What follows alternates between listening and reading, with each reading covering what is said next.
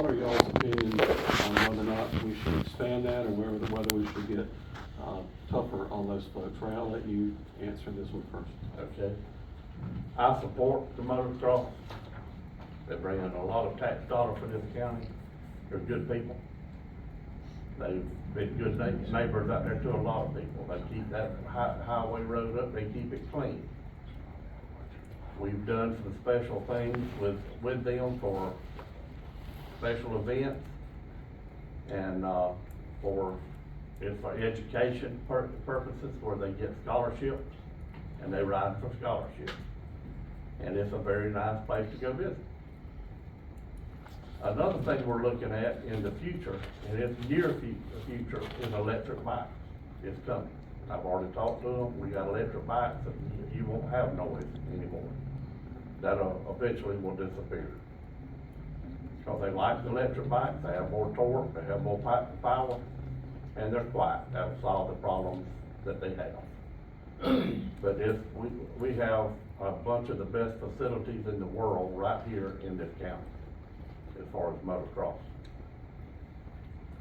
All right, Marty, what's your opinion of the motocross situation? The motocross came to Grady County years ago.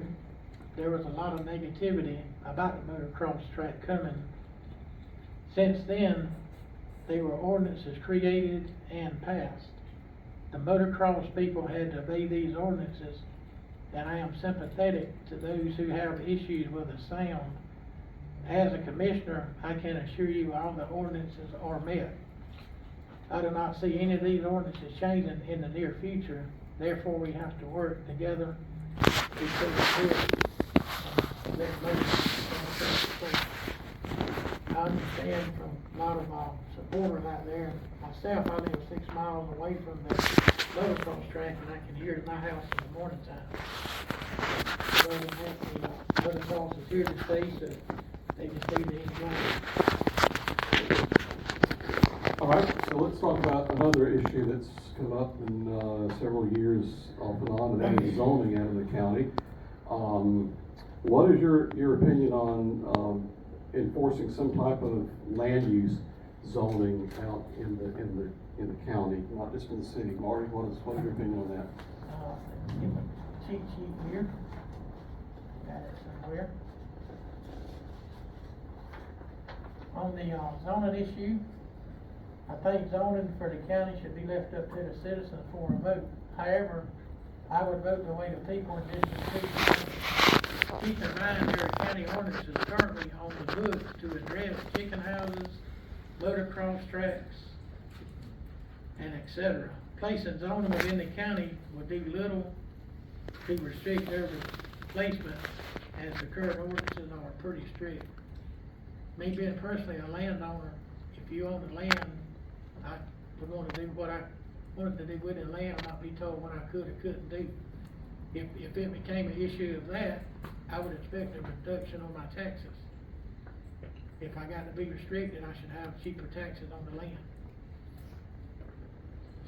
All right, Ray, what's your opinion on county zoning? It's coming. It's gonna be a thing we do. I mean, it's there for our protection, not to hinder us. I used to didn't think it was, but I've rethought this thing now, because I've seen a lot of things sitting on the board that you need zoning for. When we do that lake out there, anything we do there, you're gonna have to have that zoned. If you do, you will never get a builder to go in there if it's not zoned. We only have one thing in this county that's zoned, and that's Wiggle, Georgia. The city of Wiggle has zoning. That's the only zoning that's in the county. But all the chicken houses, everything, it's not gonna affect anything you can do normally, because 95% of it in this county is gonna be zoned 1A ag. And you'll be able to build barns, you'll be able to do anything you do right now, unless you come in here with a business or something, a junkyard or all the chicken house things. You don't have no Tyler ordinance on that type of stuff. And yeah, you can keep passing ordinance, but you run yourself to death to try to keep fires put out. You need a blanket coverage that's gonna take care of this stuff. I mean, we don't wanna be the trash dump of the southeast or southwest Georgia.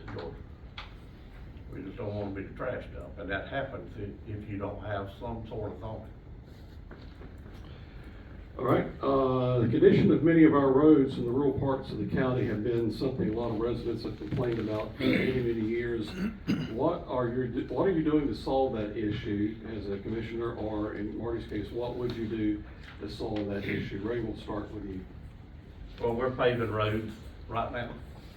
We just opened a bid today to finish Pine Park Road.